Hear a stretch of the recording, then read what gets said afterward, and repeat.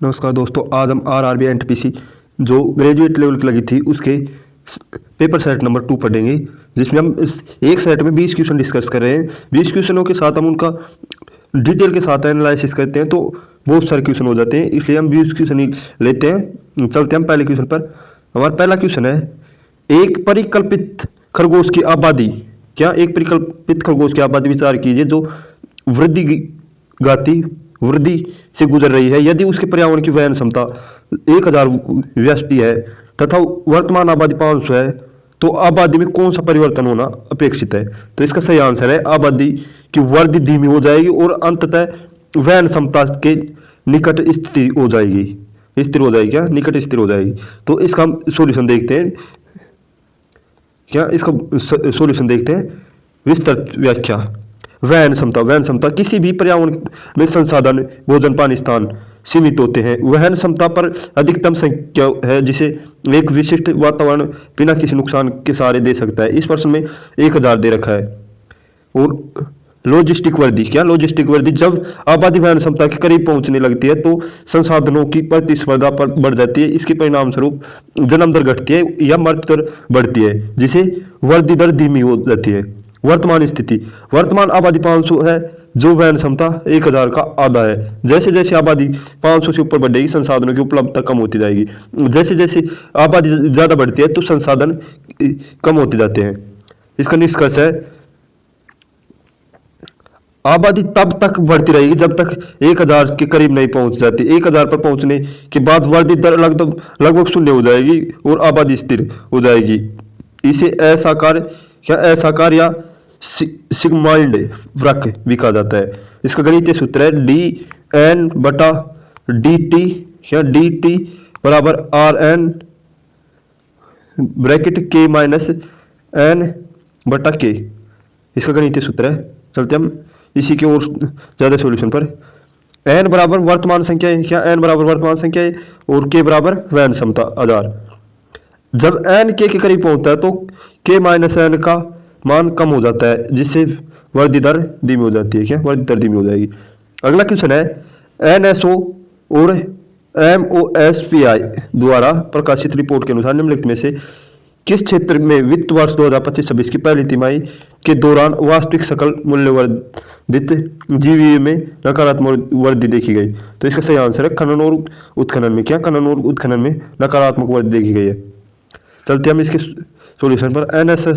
NSO और MOSPI राष्ट्रीय सांख्यिकी कार्यालय इसका पूरा नाम है, और NSO का तो राष्ट्रीय सांख्यिकी कार्यालय और MOSPI का है सांख्यिकी एवं कार्यान्वयन मंत्रालय।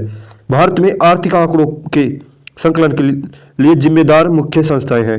एक सकल मूल्यवर्धी जीवीए, ये दोनों क्या है, आर्थिक आंकड़ों को संकलन करने वाली जिम्मेदार मुख्य संस्था कौन कौन सी है। NSO और MOSPI ये दोनों संस्था है। जीवीए क्या होता है, यह अर्थव्यवस्था के किसी विशेष क्षेत्र में उत्पादित वस्तुओं और सेवाओं के मूल्य का माप है। किसी विशेष क्षेत्र में उत्पादित वस्तुओं और सेवाओं के मूल्य का माप है। यह जीडीपी की गणना के लिए एक महत्वपूर्ण घटक है। जीडीपी की गणना के लिए एक महत्वपूर्ण घटक है। इसका सूत्र है जीवीए बराबर GDP plus subsidy minus tax. नकारात्मक वृद्धि दर। वित्त वर्ष 2025-26 की पहली तिमाही कब?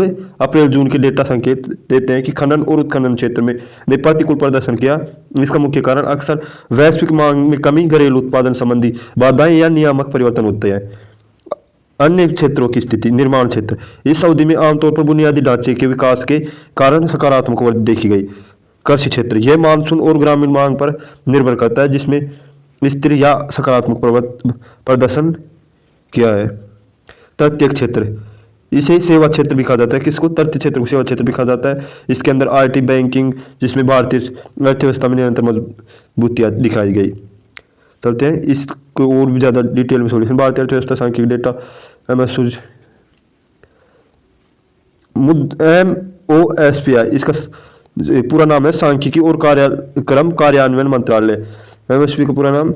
यह भारत सरकार का एक स्वतंत्र मंत्रालय।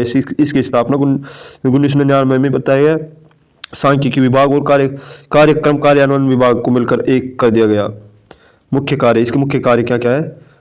सांख्यिकी मानकों को निर्धारित करना, पूरे देश में सांख्यिकी गतिविधियों के बीच समन्वय बनाना, संसद सदस्यों की स्थानीय क्षेत्र विकास योजना का प्रबंधन करना, देश के बड़े बुनियादी ढांचे प्रोजेक्ट की प्रगति की निगरानी करना। एनएसओ राष्ट्रीय सांख्यिकी कार्यालय, MOSPI मंत्रालय की सांख्यिकी शाखा के रूप में कार्य करते हैं। गठन 23 मई 2019 को, कब? 23 मई 2019 को भारत सरकार ने NSSO राष्ट्रीय नमूना सर्वेक्षण कार्यालय और CSO केंद्रीय सांख्यिकी कार्यालय को आपस में मिला दिया, जिसे NSO का गठन हुआ। इसके प्रमुख कार्य क्या क्या है? राष्ट्रीय आय का अनुमान, देश की GDP से सकल घरेलू उत्पाद GVA के आंकड़े जारी करना, औद्योगिक उत्पादन सूचकांक IIP औद्योगिक क्षेत्र की प्रगति का डेटा तैयार करना, महंगाई के आंकड़े, उपभोक्ता मूल्य सूचकांक CPI जारी करना, सर्वेक्षण समय समय पर श्रम बल सर्वेक्षण और घरेलू उपभोग व्यय सर्वेक्षण करना। इसमें महत्वपूर्ण अंतर और संबंध क्या क्या है MOSPI और NSO में?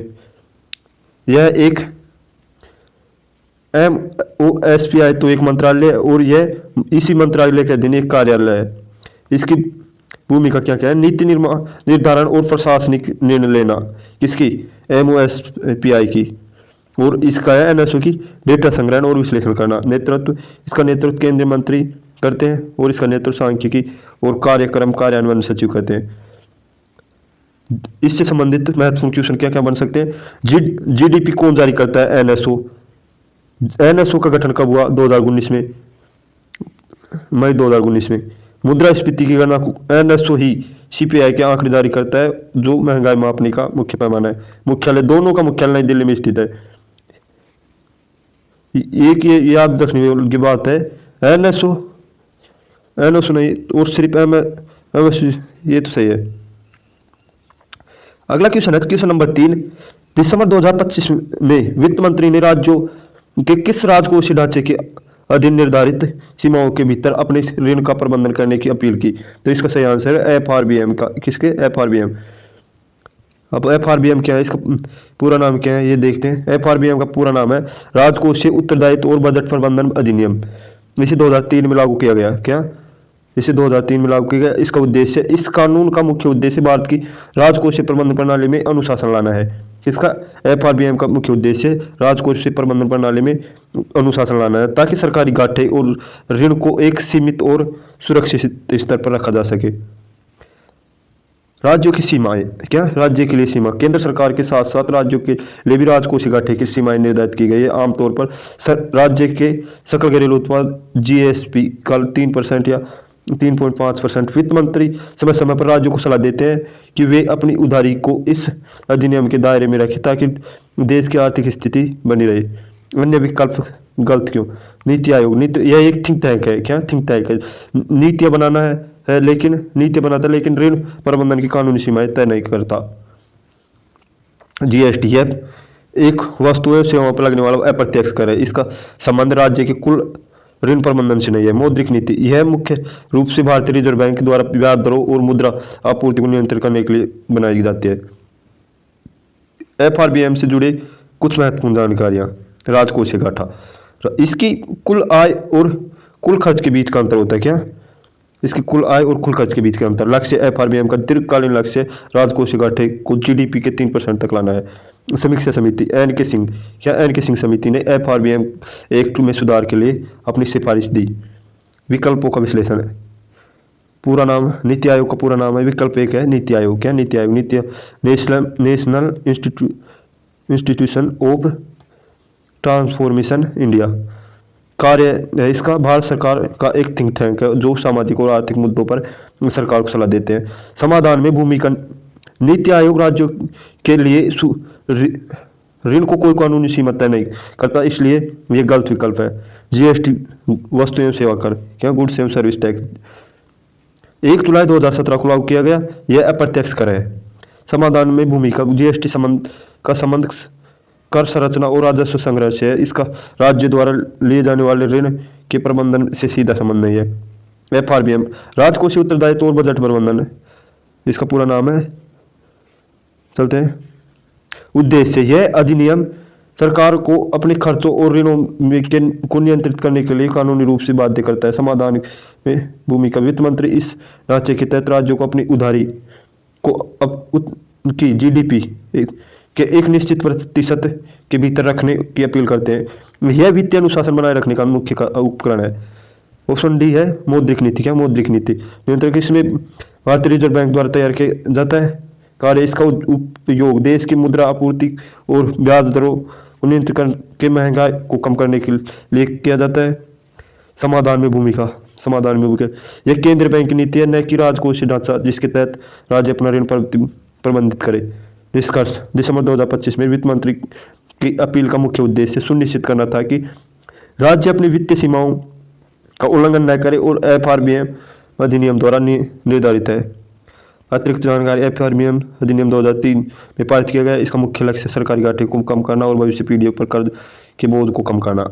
अगला क्वेश्चन है क्वेश्चन नंबर 4 हमारा, कौन सा विधान केंद्रीय प्रशासनिक अधिकरण या अधिकरण के सर्जन और प्रचालन के लिए विधिक आधार बना? तो इसका सही आंसर है ऑप्शन नंबर सी, प्रशासनिक अधिकरण अधिनियम 1985 संवैधानिक आधार। इसका संवैधानिक आधार है भारतीय संविधान के अनुच्छेद 323 ए। कौन सा 323 ए के तहत संसद को यह शक्ति दी गई कि सार्वजनिक सेवाओं में नियुक्ति, व्यक्तियों की भर्ती और सेवाओं की शर्तें से संबंधित विवादों के निपटारे के लिए प्रशासनिक अधिकरण की स्थापना कर सकती है। अधिनियम का पारित होना, इस शक्ति का प्रयोग करते हुए संसद ने प्रशासनिक अधिकरण अधिनियम 1985 पारित किया। एक्ट की स्थापना, सीएटी की स्थापना, इस अधिनियम के तहत 1 नवंबर 1985 को केंद्रीय प्रशासनिक अधिकरण सीएटी की एक्ट की स्थापना की गई। उद्देश्य, इसका मुख्य उद्देश्य केंद्र सरकार के कर्मचारियों को त्वरित और सत्ता न्याय दिलाना है ताकि उनके सेवा संबंधी मामलों, पदोन्नति, स्थानांतरण, सेवानिवृत्ति लाभ और के लिए उच्च न्यायालयों का बोझ कम किया जा सके। संरचना, सीएटी में एक अध्यक्ष और एक सदस्य होता है जो न्यायिक और प्रशासनिक दोनों क्षेत्रों में आते हैं। इस विषय से बनने वाले अन्य संभावित प्रश्न, संवैधानिक अनुच्छेद, भारतीय संविधान के अनुच्छेद के तहत प्रशासनिक अधिकरणों का प्रावधान है। उत्तर 323 ए के तहत। किस 323 ए के तहत? संशोधन, किस संविधान संशोधन द्वारा भाग 14A द्वारा या भाग 14A द्वारा अनुच्छेद 323 ए जोड़ा गया? तो इसका सही आंसर 42 संविधान संशोधन 1976 द्वारा। 42 संविधान संशोधन 19। अधिकार क्षेत्र, सी एक्ट के निर्णयों के खिलाफ अपील कहाँ की जा सकती है? इसका सही आंसर संबंधित उच्च न्यायालय के खंडपीठ के सामने। इसका चंद्र कुमार केस 1997 के बाद कोई और नहीं हुआ। चंद्र कुमार केस 1997 के बाद संबंधित उच्च न्यायालय के खंडपीठ के सामने प्रस्तुत की जा सकती है। नियुक्ति, केंद्रीय प्रशासनिक अधिकरण के अध्यक्ष की नियुक्ति कौन करता है? भारत के राष्ट्रपति। सदस्य एक्ट सीएटी में किस प्रकार के सदस्य होते हैं? न्यायिक और प्रशासनिक दोनों प्रकार के। सीएटी का विस्तार, ऐतिहासिक पृष्ठभूमि, मूल संविधान में अधिकरणों का कोई प्रावधान नहीं था। स्वर्ण सिंह समिति की सिफारिश पर 42 संविधान संशोधन द्वारा संविधान में एक नया भाग 14A जोड़ा गया। इसमें 2 अनुच्छेद हैं। 323A प्रशासनिक अधिकरण केवल लोक सेवा मामलों के लिए और 323B अन्य मामलों के लिए अधिकरण जैसे टैक्स, विदेशी मुद्रा, भूमि का सुधार आदि। सीएटी की संरचना और सेवा शर्तें, स्थापना 1985 में इसका मुख्यालय नई दिल्ली में बनाया गया। वर्तमान में इसकी 17 नियमित खंडपीठ है। अध्यक्ष का कार्यकाल 5 वर्ष या 65 वर्ष जो भी पहले हो तक पद पर रहता है। सदस्य का कार्यकाल, अध्यक्ष का कार्यकाल 5 या 65, सदस्य का 5 या 62 वर्ष जो पहले। योग्यता, अध्यक्ष या तो उच्च न्यायालय का वर्तमान सेवानिवृत्त न्यायाधीश होना चाहिए या उसने 2 साल उपाध्यक्ष पद संभाला हो। कार्यप्रणाली,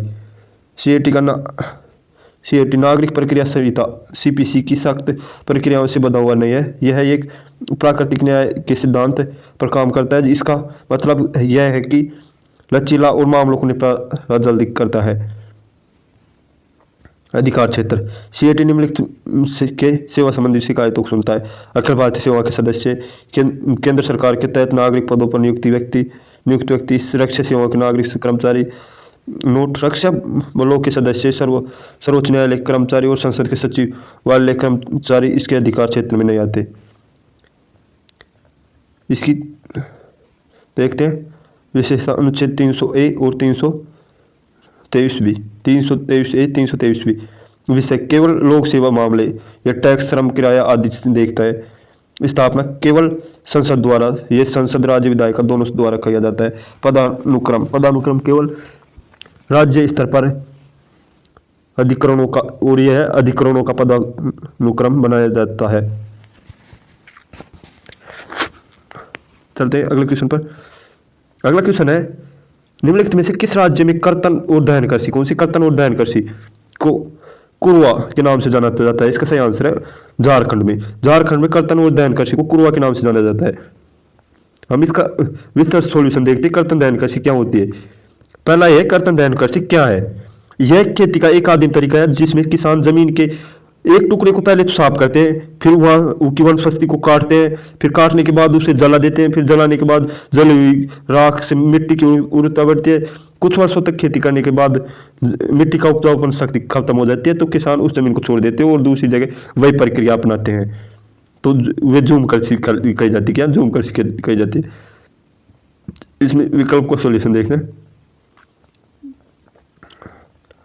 इसमें अलग अलग नाम से जाना जाता है, अलग अलग राज्यों में अलग अलग नामों से जाना जाता है इस कृषि को। तो हम वो देखते हैं राज्य और स्थानीय नाम। क्या? राज्य और स्थानीय नाम। झारखंड में कहते हैं इसे कुरवा, मध्य प्रदेश में कहते हैं बेबर या दैया कृषि। क्या? बेबर या दैया कृषि। राजस्थान में वालरे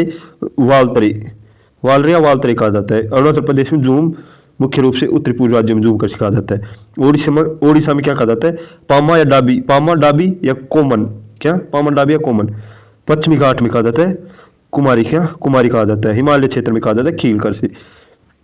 छत्तीसगढ़ में दीपा कृषि कहा जाता है। इस विशेष अन्य तथ्य विश्व स्तर पर इसके स्तर पर नाम मैक्सिको में इसे मिल्पा और ब्राजील में रोका, वियतनाम में रे नाम से जाना जाता है।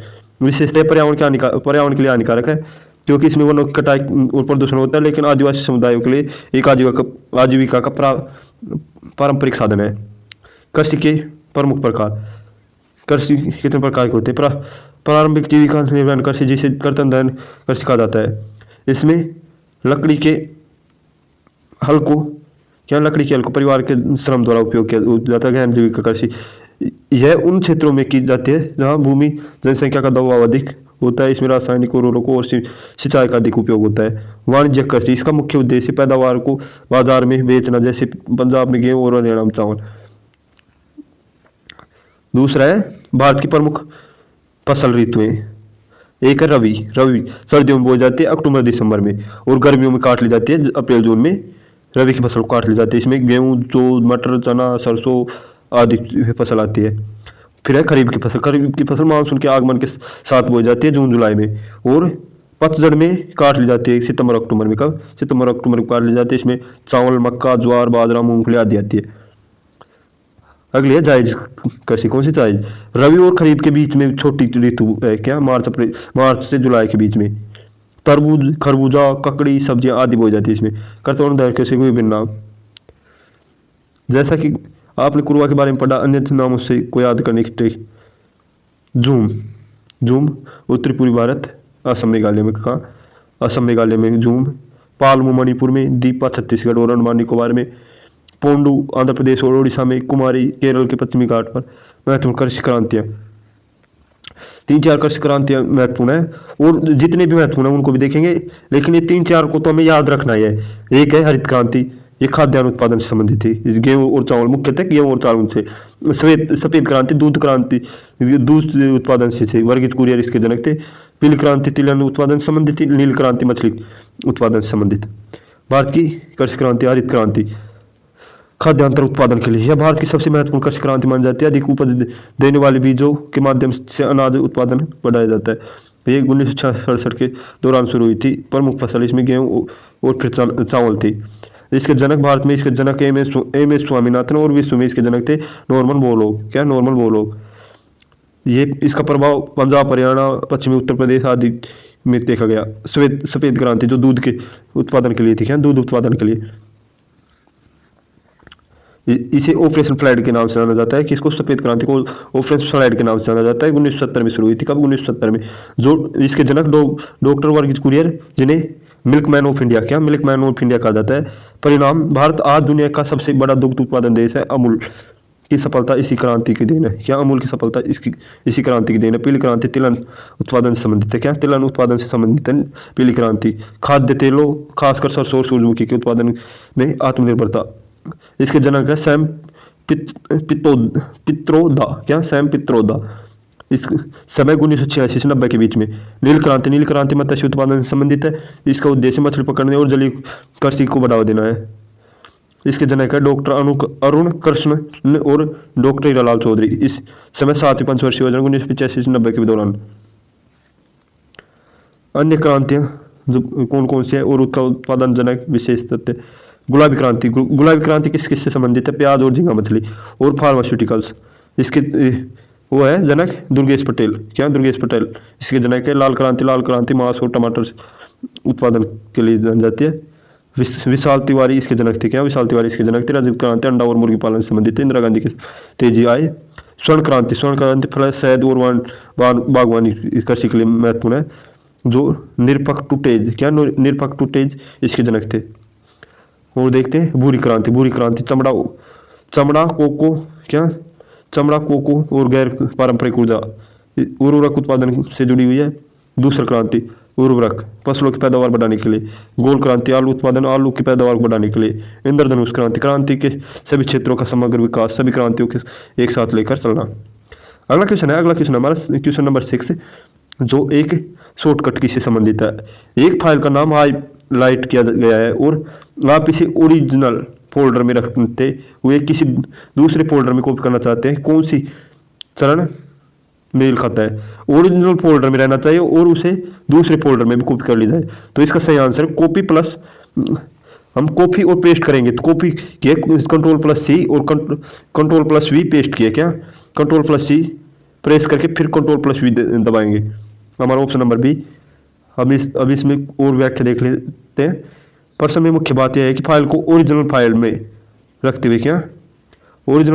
हुए दूसरी जगह ले जाना इसका मतलब है इसमें फाइल की एक कॉपी बनानी है, न कि उस वहाँ से हटाना है। अगर हटानी होती, मान लो यहाँ से इस कॉपी वाले शब्द को हटाएंगे तो हम इसको कट कर देंगे। क्या? Ctrl+X के साथ कट कर देंगे तो ये यहाँ से हट जाएगा और हम यहाँ लाना चाहेंगे तो यहाँ आ जाएगा। लेकिन हमें इसको भी यहाँ भी रहने देना है और यहाँ भी रखना है। तो Ctrl+C और Ctrl+C करके यहाँ और फिर यहाँ Ctrl+V पेस्ट करना होगा। Ctrl+C।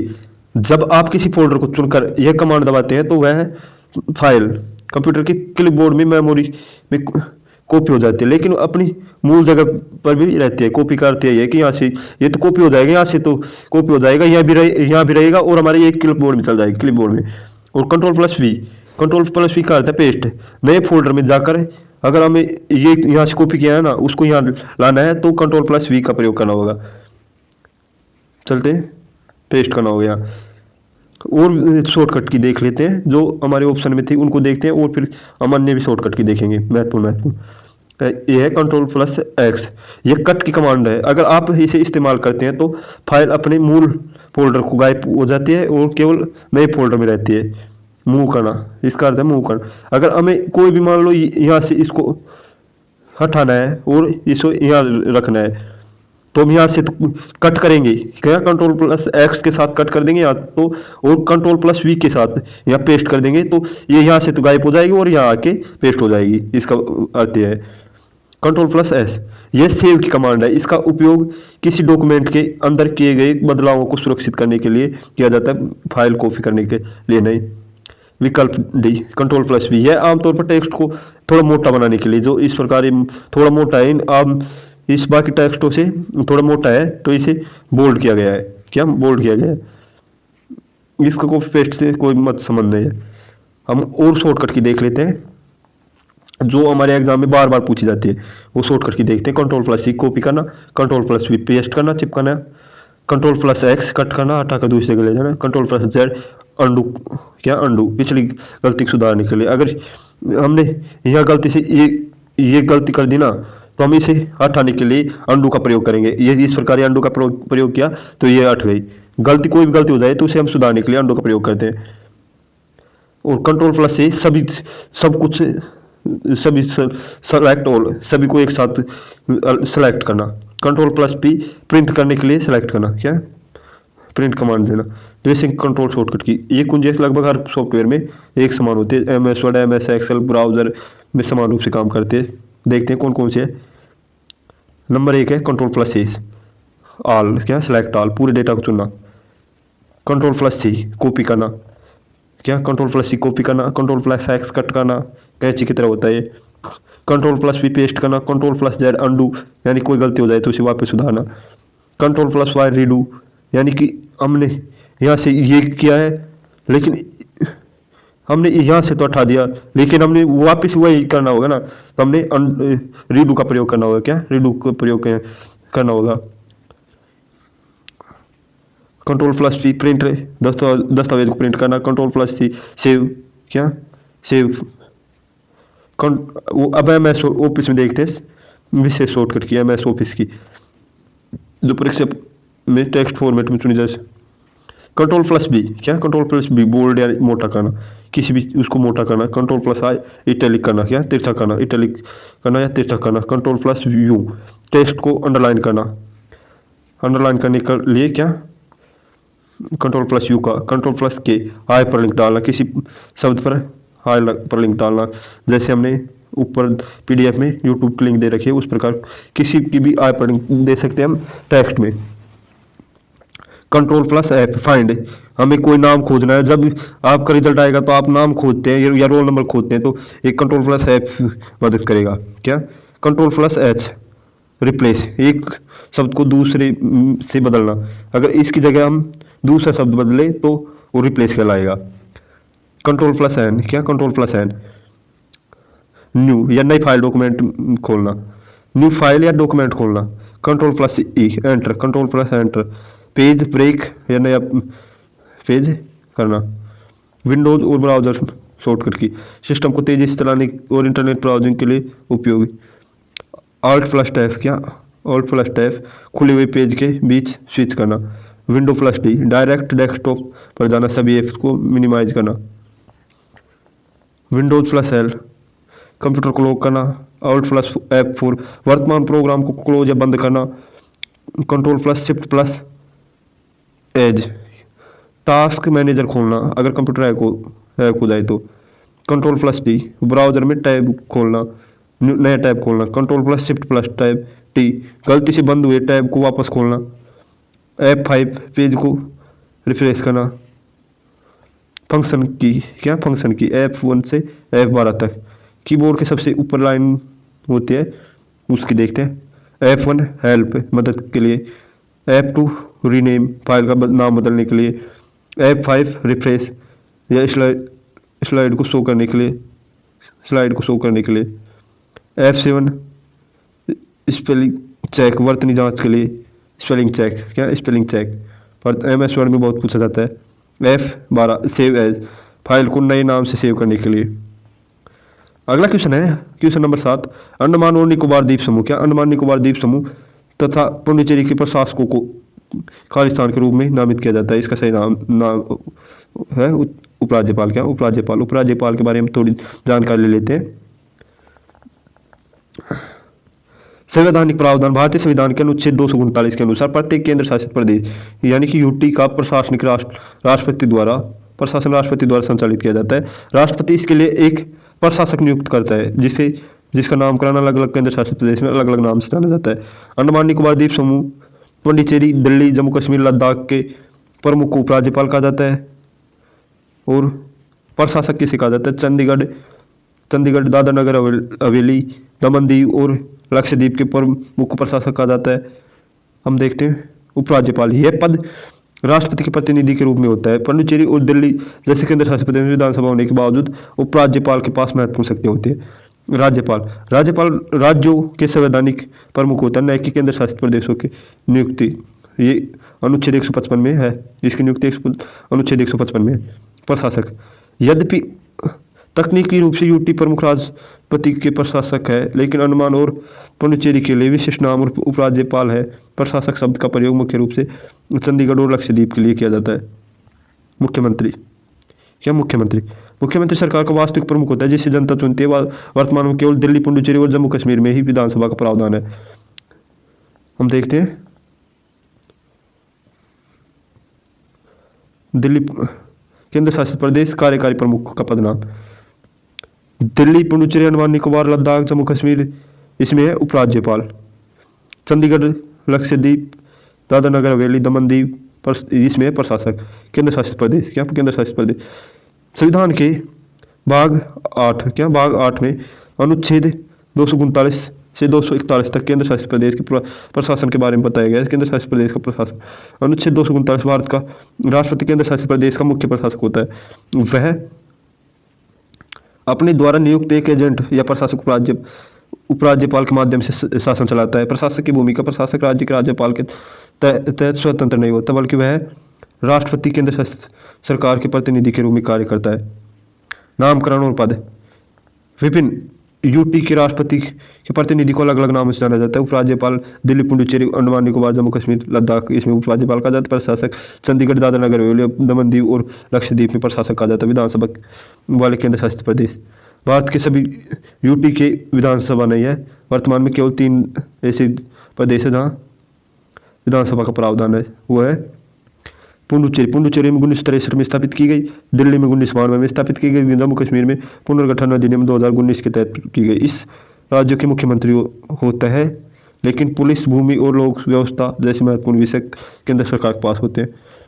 महत्वपूर्ण अनुच्छेद और संशोधन महत्वपूर्ण अनुच्छेद और संशोधन। अनुच्छेद 239 ये विशेष प्रावधान दिल्ली के लिए है। इसे 69वें संविधान संशोधन अधिनियम 1991 द्वारा जोड़ा गया। इसमें दिल्ली को राजधानी क्षेत्र एनसीटी का दर्जा दिया और यह विधानसभा की स्थापना की गई। अनुच्छेद 240 राष्ट्रपति को कुछ विशिष्ट यूटी जैसे अंडमान लक्षद्वीप की शांति, प्रगति और सुशासन के लिए नियम बनाने की शक्ति प्राप्त है। राष्ट्रपति का यह नियम संसद के अधिनियम के समान प्रभावी होता है। अनुच्छेद 241 संसद द्वारा कानून बनाकर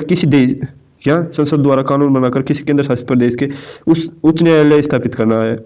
यह किसी मौजूद उच्च न्यायालय के अधिकार क्षेत्र में उसे शामिल कर सकती है, जैसे दिल्ली का अपना हाई कोर्ट है। संसद की शक्ति। संसद केंद्र शासित प्रदेश के लिए तीनों सूचियां संघ सूची, राज्य सूची और समवर्ती सूची किसी भी विषय पर कानून बना सकते हैं। यह शक्ति यूटी के लिए भी है जहां विधानसभा मौजूद है। वर्तमान स्थिति 2026। दादरा नगर हवेली, दमन दीव 26 जनवरी 2020 तक इन दोनों को मिलाकर एक ही केंद्र शासित प्रदेश बना दिया गया। जम्मू कश्मीर और लद्दाख के 31 अक्टूबर 2019 को अलग अलग केंद्र शासित प्रदेश का विभाजन किया गया। चलते हैं इसमें और देख लेते हैं। संविधान का भाग कौन सा? भाग 8 अनुच्छेद 239 से 241। सर्वोच्च प्रशासक भारत का राष्ट्रपति। संसद का नियंत्रण पूर्ण राज्य सूची पर कानून बना सकती है। दिल्ली का विशेष संशोधन 69वां संविधान संशोधन 1991। सबसे बड़ा यूटी लद्दाख, सबसे छोटा यूटी लक्षद्वीप। अभ्यासित पर्सन है। राष्ट्रपति को किन केंद्र शासित प्रदेश के लिए नियम बनाने की शक्ति प्राप्त है? तो इसमें सही आंसर है option number C. Option number C है अंडमान निकोबार और लक्षद्वीप, क्योंकि जहाँ विधानसभा होती है जैसे दिल्ली, पुडुचेरी, वहाँ राष्ट्रपति के नियम बनाने की शक्ति सीमित होती है। अगला क्वेश्चन है क्वेश्चन नंबर 8। दुबई में आयोजित 2025 आईसीसी चैंपियंस ट्रॉफी में भारत ने किस देश को हराकर मेंस सीनियर क्रिकेट में अपना आईसीसी का 7वां खिताब जीता? 7वां आईसीसी खिताब जीता।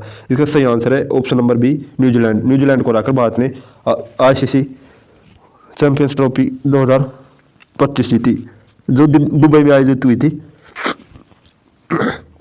चलते हैं हम इसके और विस्तार समाधान देखते हैं। ऐतिहासिक जीत भारत ने 2025 में भारत ने 2025 में आईसीसी चैंपियंस ट्रॉफी के फाइनल में न्यूजीलैंड को हराकर 7वीं बार जीता है।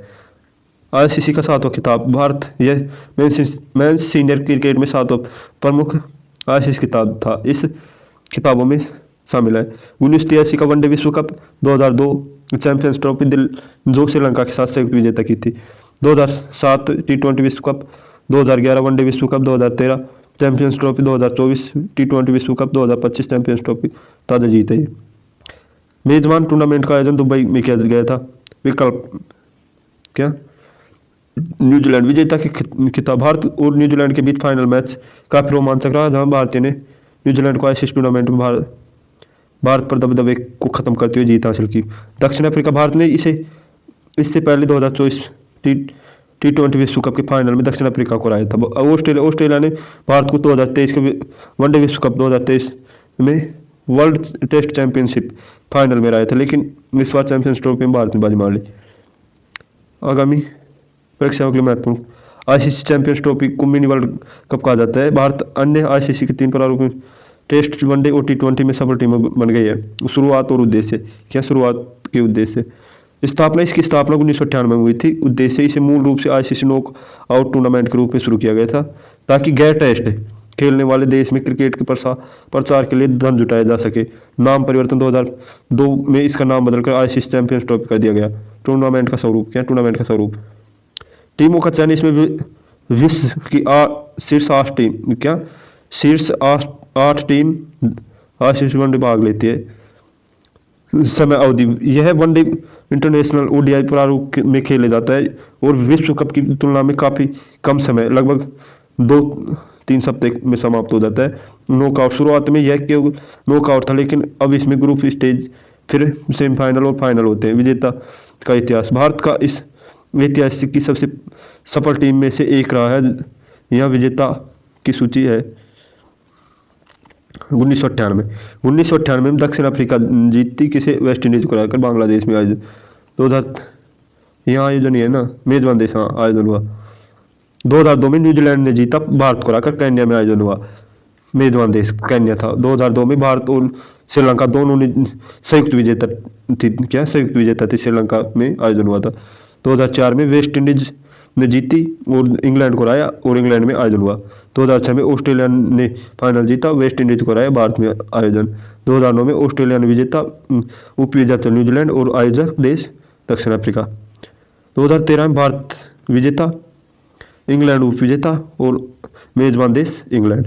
2017 में पाकिस्तान विजेता, भारत उपविजेता और मेजबान देश इंग्लैंड। 2025 में भारत विजेता, न्यूजीलैंड उपविजेता और दुबई मेजबान देश। भारत का प्रदर्शन। भारत ने अब तक कुल 3 बार यह खिताब जीत चुका है। 2002 में सौरव गांगुली कप्तानी में भारत के कारण श्रीलंका के साथ ट्रॉफी साझा की। 2013 में MS धोनी की कप्तानी में फाइनल में इंग्लैंड को हराया। वो 2025 में रोहित शर्मा की कप्तानी फाइनल में न्यूजीलैंड को हराकर 7वां आईसीसी खिताब जीता। महत्वपूर्ण रिकॉर्ड्स। क्या महत्वपूर्ण रिकॉर्ड्स? सबसे सफल टीम। भारत और ऑस्ट्रेलिया दोनों ने सबसे ज़्यादा बार फाइनल जीते और साझा किए। सर्वाधिक रन क्रिस गेल के वेस्ट इंडीज के 2। सर्वाधिक विकेट काइल मिल्सनिक के न्यूजीलैंड के। लगातार जीत। ऑस्ट्रेलिया एक मात्र टीम है जिसने लगातार 2 बार 2006, 2 और 2009 में जीती। छठा टॉपिक है 2025 चैंपियंस ट्रॉफी की खास बात। मेजबान दुबई। क्या मेजबान देश है दुबई? इसका मेजबान देश है दुबई, UAE। मूल रूप से पाकिस्तान में प्रस्तावित थी। भारत ने फाइनल न्यूजीलैंड को हराकर जीता। इस जीत के साथ भारत मेंस सीनियर क्रिकेट में 7 आईसीसी खिताब जीतने वाली दुनिया की प्रमुख टीम बन गई है। याद करने के लिए महत्वपूर्ण बिंदु। इसे मिनी वर्ल्ड कप कहा जाता है। पर पहला संस्करण 1998 में बांग्लादेश में हुआ। विजेता दक्षिण अफ्रीका। भारत ने इसे सबसे पहले 2002 में जीता था। अगला क्वेश्चन है, किस संस्था ने दिसंबर 2025 में भारत में उच्च शिक्षा का अंतर्राष्ट्रीयकरण, संभावना, समता और नीतिगत अनुशंसाएं शीर्ष वाली नीति रिपोर्ट जारी की? इसका सही आंसर है नीति आयोग। किसने? नीति आयोग ने। हम इसका विश्लेषण देखते हैं। रिपोर्ट का संदर्भ। दिसंबर 2025 में नीति आयोग ने भारत की उच्च शिक्षा प्रणाली को वैश्विक स्तर पर प्रतिस्पर्धी बनाने के लिए महत्वपूर्ण नीति रिपोर्ट जारी की। मुख्य उद्देश्य इस रिपोर्ट का प्राथमिक लक्ष्य भारत को एक ग्लोबल स्टडी डेस्टिनेशन के रूप में स्थापित करना है। इसे विदेशी छात्रों को भारत की ओर आकर्षित करना और भारतीय संस्थान के वैश्विक रैंकिंग सुधार पर जोर दिया गया है। महत्वपूर्ण अनुशंसाएं। विदेश परिसर। क्या विदेश परिसर? भारतीय उत्कृष्ट संस्थान। क्या भारतीय उत्कृष्ट संस्थाओं को विदेशों में अपनी शाखाएं खोलने के लिए प्रोत्साहित करना। छात्र विनिमय कार्यक्रम, अंतर्राष्ट्रीय छात्रों के लिए वीजा प्रक्रिया का सफल बनाना और छात्रवृत्ति योजना का विस्तार करना। NEP 2020 का कार्यान्वयन। यह रिपोर्ट राष्ट्रीय शिक्षा नीति 2020 के उस विजन को आगे बढ़ाती है जो शिक्षा के अंतर्राष्ट्रीयकरण की बात करता है।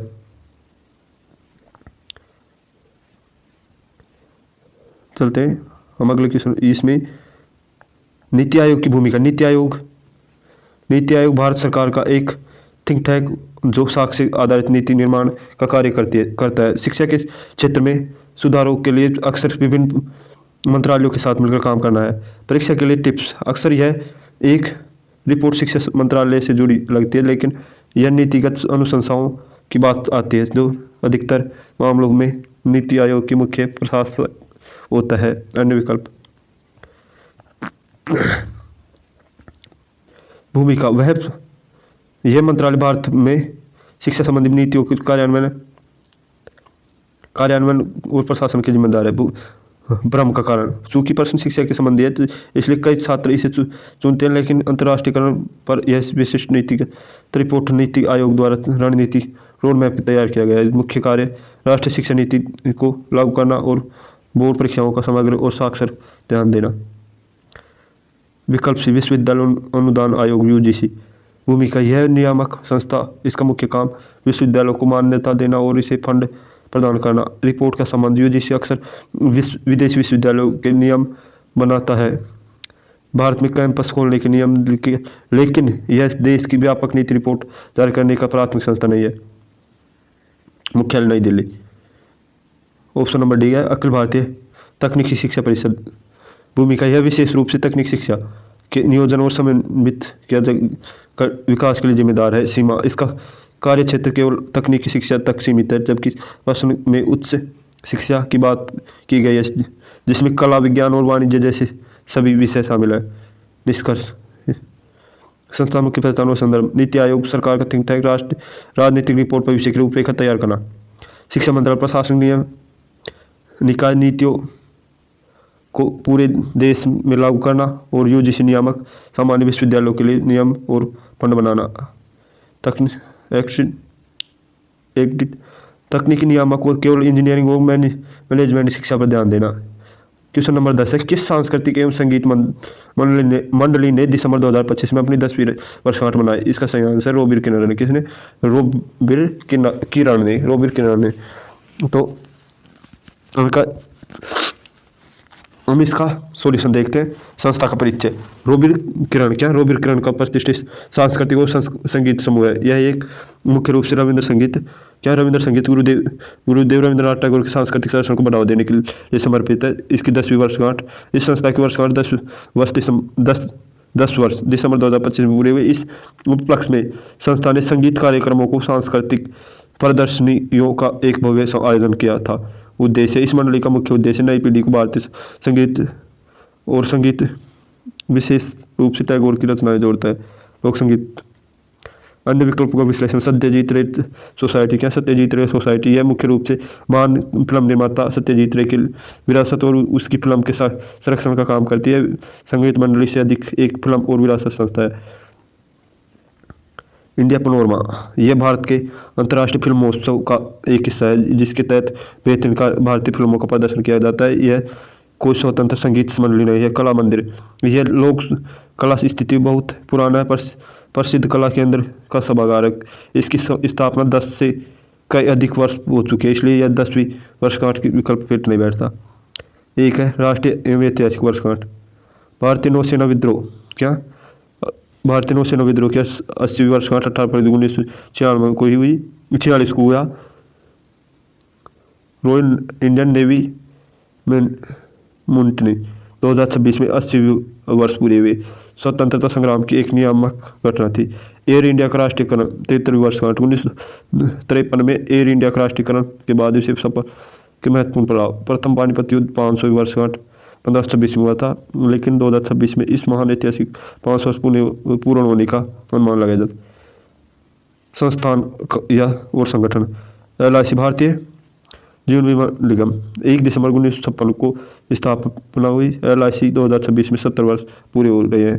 ONGC तेल और प्राकृतिक गैस 14 अगस्त 1956 को स्थापित। इस महान कंपनी के 70 वर्ष पूरे हो रहे हैं। जवाहरलाल नेहरू विश्वविद्यालय इसके स्थापना अधिनियम 1966 के हिसाब से शैक्षणिक यात्रा को महत्वपूर्ण दशक है।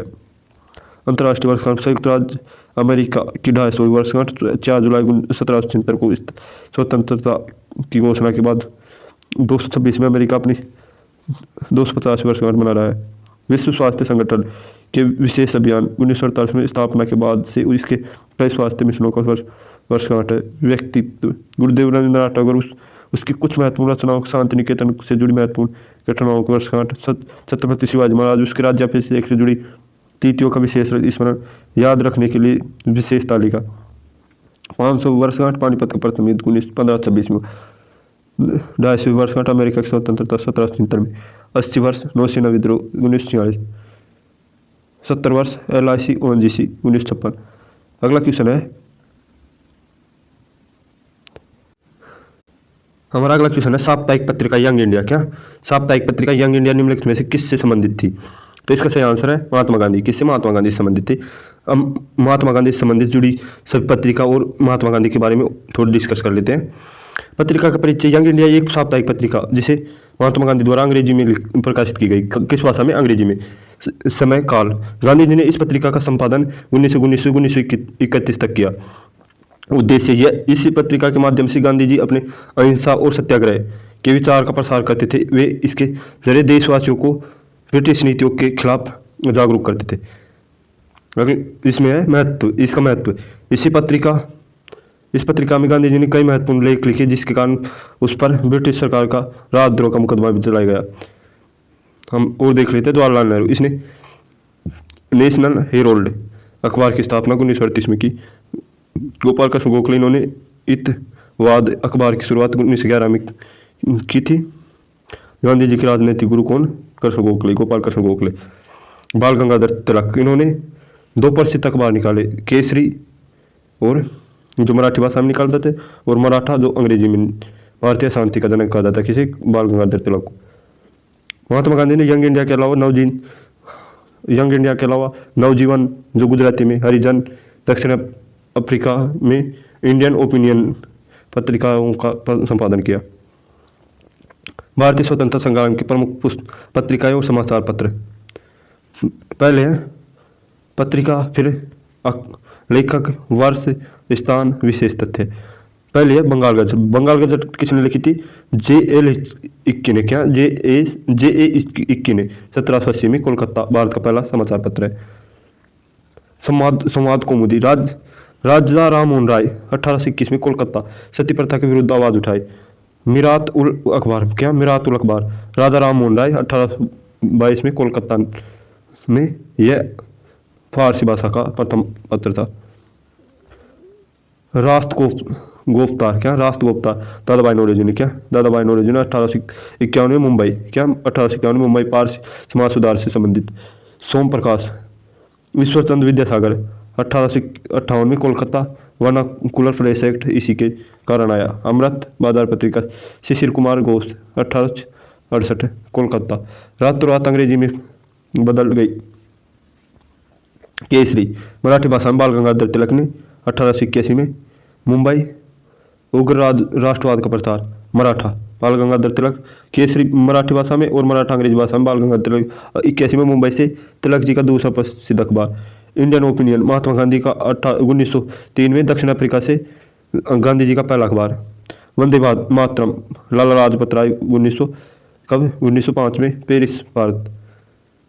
क्रांतिकारी विचार का प्रसार। अल हिलाल अबुल कलाम आज़ाद का 1912 में। कोलकाता मुस्लिम समाज की जागरूकता के लिए। Young India Mahatma Gandhi. क्या? यंग इंडिया महात्मा गांधी 1919 अहमदाबाद अंग्रेजी साप्ताहिक पत्रिका। मूक नायक BR अम्बेडकर 1921 में। मुंबई। दलित अखबारों की आवाज़। क्या? दलित अखबारों की आवाज़। हरिजन महात्मा गांधी 1933 में। पुणे अस्पृश्यता निवारण के लिए। याद रखने योग्य महत्वपूर्ण बिंदु।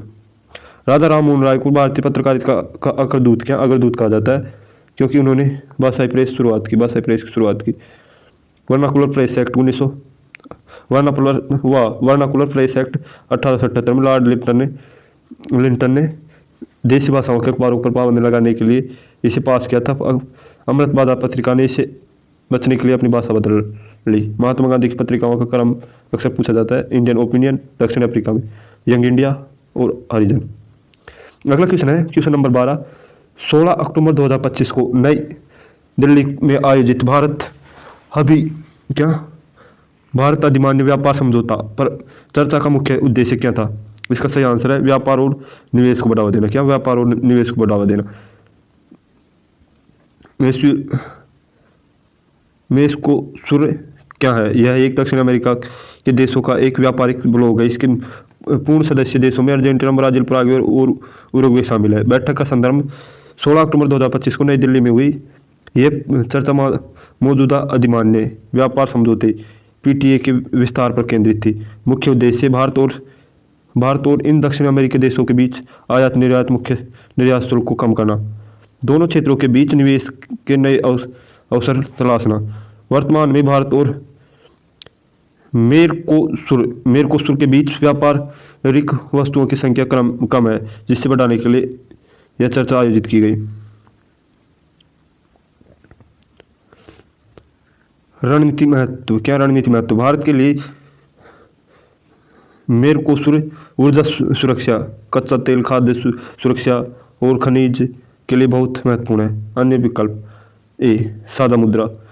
मेर्कोसुर भारत के बीच अभी सादा मुद्रा, क्या सादा मुद्रा जैसे कोई प्रस्ताव विचार नहीं है। यह यूरोपीय संघ का जैसा मॉडल नहीं। बी रक्षा नीतियाँ। मेर्कोसुर मुख्य रूप से एक आर्थिक और व्यापारिक समूह, क्या आर्थिक और व्यापारिक समूह है, न कि कोई सैन्य संगठन जैसे नाटो। इसलिए रक्षा समन्वय इसका प्राथमिक लक्ष्य नहीं है। विकल्प सी शिक्षा प्रणाली। हालांकि भारत अन्य देशों के साथ शिक्षा पर सहयोग करता है, लेकिन अधिमान्य व्यापार समझौता पूरी तरह से वाणिज्य और व्यापार से संबंधित होता है। नई दिल्ली भारत की कूटनीति और अर्थव्यवस्था को केंद्र है। 2025 और 26 में यहाँ कई महत्वपूर्ण अंतर्राष्ट्रीय और राष्ट्रीय बैठक आयोजित की गई। एक है भारतीय मेर्कोसुर व्यापारिक बैठक अक्टूबर 2025 में। यह बैठक 16 अक्टूबर 2025 को नई दिल्ली में आयोजित हुई। मुख्य प्रतिभागी भारत के वाणिज्य मंत्री पीयूष गोयल और ब्राजील के उपराष्ट्रपति गेराल्डो अल्कमिना है।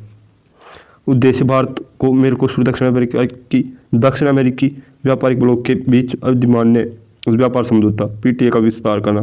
परिणाम: दोनों पक्ष व्यापारिक वस्तुओं की सूची बढ़ाने, टैरिफ कम करने और निवेश को सुगम बनाने पर सहमत हुए। यह भारत की लैटिन अमेरिका नीति के लिए एक बड़ा कदम था। भारतीय AI समिट 2026 फरवरी 2026 में 19-20 फरवरी 2026 को आयोजित यह इंडिया AI मिशन के तहत एक प्रमुख वैश्विक कार्यक्रम था। आयोजन इलेक्ट्रॉनिक सूचना प्रौद्योगिकी मंत्रालय आयोजक कर। विषय: समावेशी और प्रभावशाली AI का भविष्य। विवरण: इसमें दुनिया भर के नीति निर्माणों और स्टार्टअप्स और शोधकर्ताओं ने भाग लिया। इसका मुख्य ध्यान AI के नैतिक उपयोग और भारत के इसके सामाजिक आर्थिक प्रभाव पर था। 3 है भारत ऊर्जा सप्ताह 2025। फरवरी 2025 में दिल्ली के यशोभूमि में इसका आयोजन हुआ। मुख्य फोकस ऊर्जा सुरक्षा, हाइड्रोजन ईंधन और नवीकरणीय ऊर्जा। महत्व: प्रधानमंत्री नरेंद्र मोदी ने इसका उद्घाटन किया था, जिसे दुनिया की बड़ी तेल और गैस कंपनियों के CEO ने हिस्सा लिया। चौथा है महत्वपूर्ण औद्योगिक बैठक की भारतीय मोबिलिटी ग्लोबल एक्सपो 2025 जनवरी 2025 में ऑटोमोबाइल और स्टील सेक्टर के लिए भारत मंडपम में आयोजित। भारत टेक्स 2025 फरवरी 2025 में आयोजित दुनिया का सबसे बड़ा टेक्सटाइल एक्सपो। G20 अनुवर्ती बैठक। हालांकि 2026 का मुख्य शिखर G20 शिखर सम्मेलन मियामी USA में हो रहा है, लेकिन भारत ने G20 शेरपा ट्रैक के तहत कुछ तकनीकी कार्यशालाएं दिल्ली में आयोजित की। आगामी बैठक FICCI फिशिल रियल एस्टेट समिट 7 मई 2026 को। कब? 7 मई 2026 को। इंफ्रास्ट्रक्चर और निर्माण के क्षेत्र में जोखिम प्रबंधन। अंतर्राष्ट्रीय स्वास्थ्य सम्मेलन मई 2026 में। मधुमेह और पोषण पर कई अंतर्राष्ट्रीय शोध सम्मेलन नई दिल्ली में निर्धारित। अगला क्वेश्चन है वर्ष 2019-20 में भारतीय रेलवे की मार्ग लंबाई कितनी थी? इसकी सही आंसर है 67,956 किलोमीटर। कितना? 67,956 किलोमीटर। हम इसके सॉल्यूशन देखते हैं। आधिकारिक डेटा: रेल मंत्रालय की वार्षिक रिपोर्ट के अनुसार वित्त वर्ष 2019-20 के अंत में तक भारतीय रेलवे की कुल लंबाई 67,956 किलोमीटर थी। मार्ग लंबाई क्या है? इसका मतलब है कि दो स्टेशनों के बीच की वास्तविक दूरी। यदि एक ही मार्ग पर दो या तीन पटरियां बिछी हुई है, एक मार्ग पर 2-3 पटरियां बिछी हुई है, तो भी उसे केवल एक ही लाइन गिनी जाएगी। उसको क्या? एक ही बार गिना जाएगा। ट्रेनिंग ट्रैक लंबाई इस वर्ष 2019-20 में कुछ रनिंग ट्रैक्स की लंबाई लगभग क्या 99,235 किलोमीटर थी और कुल ट्रैक लंबाई जिसमें यार्ड और साइडिंग भी शामिल है 1,26,366 किलोमीटर थी। महत्व भारतीय रेलवे दुनिया का चौथा सबसे बड़ा रेलवे नेटवर्क है। महत्वपूर्ण बातें विद्युतीकरण 2019-20 के दौरान भारतीय रेलवे ने अपने इतिहास में एक वर्ष में सर्वाधिक विद्युतीकरण रिकॉर्ड बनाया था। वर्तमान स्थिति 2025-26 अब भारतीय रेलवे लगभग 100% विद्युतीकरण के लक्ष्य के बहुत करीब पहुंच चुका है और मार्ग की लंबाई में भी निरंतर विस्तार हो रहा है। रेलवे जोन वर्तमान भारत में 19 रेलवे जोन है जो कोलकाता मेट्रो सहित गिने जाते हैं। भारतीय रेलवे दुनिया की सबसे बड़ी रेलवे नेटवर्क में से एक बार चलते हैं हम भारत के 19 रेलवे जोन देखते हैं कौन कौन से हैं। नंबर 1 है उत्तरी रेलवे जोन जिसे NR जोन कहा जाता है, वह है नई दिल्ली 1952 में इसकी स्थापना। फिर है पश्चिमी रेलवे जोन WR मुंबई 1951 में स्थापना। मध्य railway zone CR Mumbai Chhatrapati Shivaji Maharaj Terminus 1951 में स्थापना। दक्षिणी रेलवे SR चेन्नई 1951 में स्थापना। पूर्वी रेलवे ER कोलकाता 1952 में स्थापना। दक्षिण पूर्वी railway SCR Kolkata garden reach 1955 में स्थापना। पूर्वी मध्य रेलवे ECR हाजीपुर 2002 में स्थापना। उत्तरी मध्य रेलवे NCR उत्तरी मध्य रेलवे NCR प्रयागराज इलाहाबाद 2003। दक्षिण मध्य रेलवे SCR सिकंदराबाद 1966 में। पश्चिमी मध्य रेलवे WCR जबलपुर 2003 में। उत्तरी पश्चिमी रेलवे NWR जयपुर 2002 में। दक्षिण पश्चिमी रेलवे SWR हुगली 2003 में। पूर्वोत्तर रेलवे NCR गोरखपुर 1952 में। पूर्वोत्तर सीमांत रेलवे NFR गुवाहाटी मालीगांव 1958 में। पूर्वी तटीय रेलवे ECR भुवनेश्वर 2003 में। 16 दक्षिण पूर्वी मध्य railway SECR Bilaspur 2003। 17 Kolkata metro Kolkata 2010 में। दक्षिणी तटीय रेलवे SCR विशाखापत्तनम 2019 में। कोंकण रेलवे CR नवी मुंबई 1990 में। महत्वपूर्ण और अतिरिक्त जानकारी परीक्षा सबसे बड़ा जोन मार्ग की लंबाई मामले में उत्तर रेलवे भारत का सबसे बड़ा रेलवे जोन है।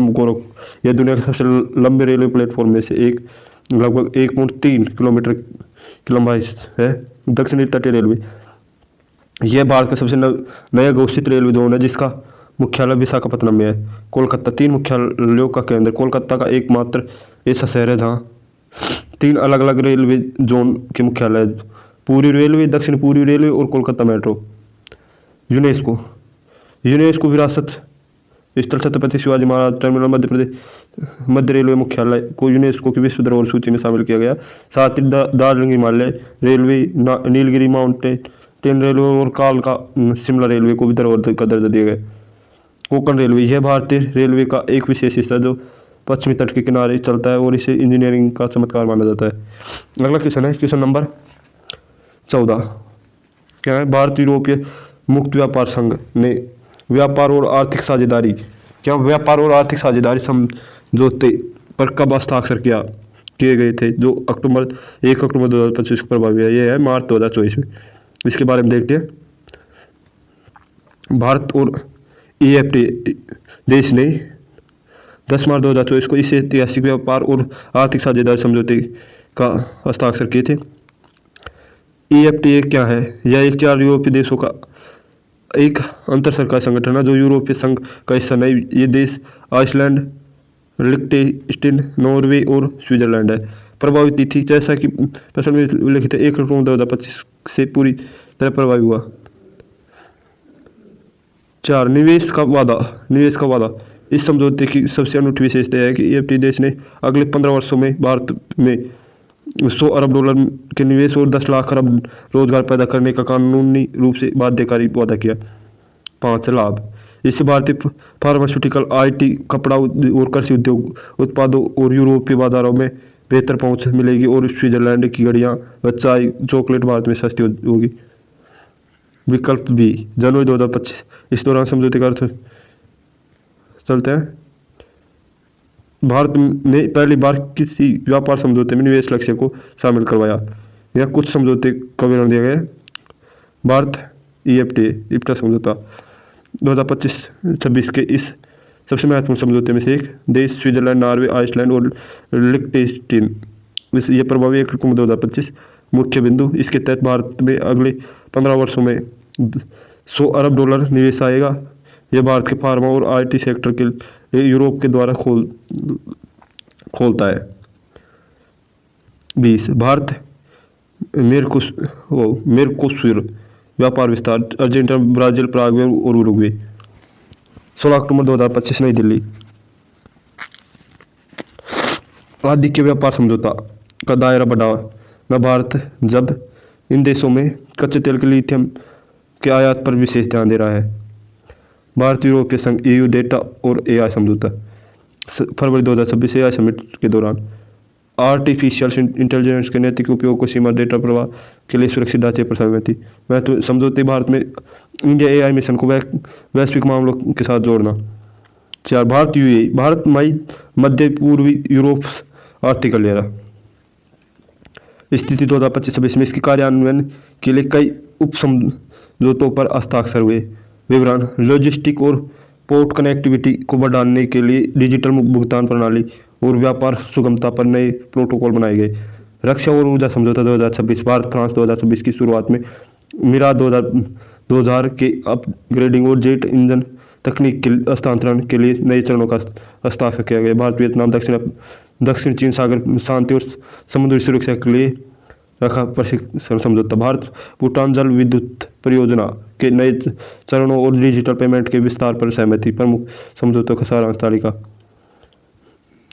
ये कुछ अगला क्वेश्चन हमारा क्वेश्चन नंबर 15। 2025 में किस भारतीय उच्च न्यायालय ने जिला न्यायपालिका में AI टूल उपयोग संबंधी नीति का अग्रणी आदेश जारी किया और न्यायिक कार्यों में कृत्रिम बुद्धि के उपयोग के लिए व्यापार और दिशा निर्देश तैयार करने वाला देश का पहला न्यायालय बना हुआ है केरल न्यायालय। कौन सा? केरल उच्च न्यायालय। तो हम इसके बारे में और जानते हैं।